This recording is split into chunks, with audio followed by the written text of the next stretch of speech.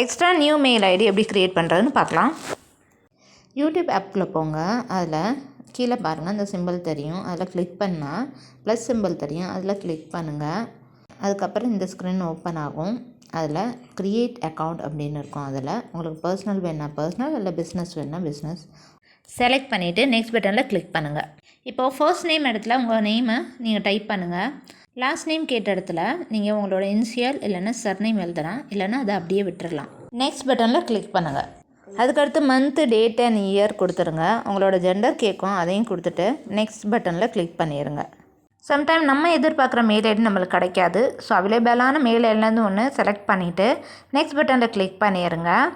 அதுக்கடுத்து பாஸ்வேர்டு கேட்கும். ஒரு ஸ்ட்ராங்கான பாஸ்வேர்டு கொடுத்துட்டு நெக்ஸ்ட் பட்டனில் கிளிக் பண்ணுங்கள். நெக்ஸ்ட் பேஜில் கூகுள் ப்ரைவசி அண்ட் டேர்ம்ஸ்னு வரும். ஐ அக்ரியில் கிளிக் பண்ணுங்கள்.